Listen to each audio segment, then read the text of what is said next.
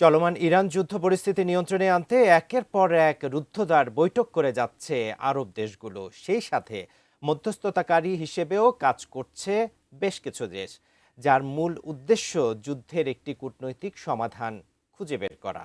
এই আলোচনার মধ্যে হঠাৎ করেই ট্রাম্পকে হতাশ করে নতুন ঘোষণা দিল আরব দেশগুলো। বিস্তারিত থাকছে ডেস্ক রিপোর্টে।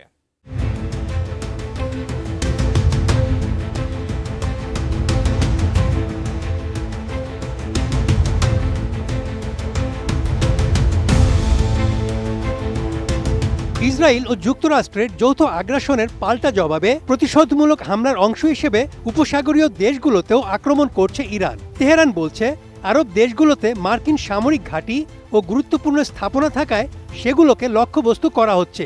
তবে এতে বেশ বিরক্ত ও ক্ষিপ্ত আরব দেশগুলো। কোয়ালিটি সম্পন্ন আন্তর্জাতিক মানের still bar CSRM, committed for better still.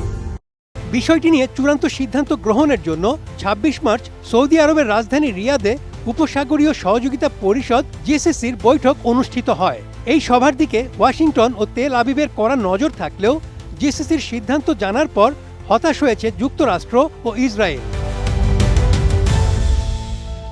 President Donald Trump বারবার বলে আসছেন ইরানের হামলার জবাব দেবে আরব দেশগুলো। তবে পাল্টা হামলার বিষয়ে কোনো সিদ্ধান্ত না হওয়ায় আশাহত হয়েছে ওয়াশিংটন ও তেল আবিব। একই সঙ্গে আরব দেশগুলো কূটনৈতিক প্রচেষ্টায় দ্রুত যুদ্ধ বন্ধের আহ্বান জানানোয় আরও বিপাকে পড়েছে ট্রাম্প প্রশাসন।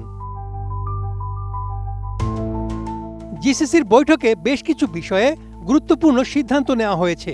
এর মধ্যে অন্যতম হল ইরানের ওপর চাপিয়ে দেওয়া ওয়াশিংটন ও তেল আবিবের যুদ্ধ আলোচনার মাধ্যমে ও কূটনৈতিক উপায়ে শেষ করতে হবে। বৈঠক শেষে জিসিসির মহাসচিব আল বুদাইউই বলেছেন, জিসিসিভুক্ত দেশগুলো স্পষ্টভাবে জানিয়ে দিয়েছে তারা কোনো সামরিক অভিযানে অংশ নেবে না বা ইরানের বিরুদ্ধে হামলার জন্য তাদের ভূখণ্ড ব্যবহার করতে দেবে না। তেহরান এসব হামলা বন্ধ করবে এই আশায় জিসিসি দেশগুলো কখনোই ইরানি হামলার জবাব বা প্রতিশোধ নেয়নি।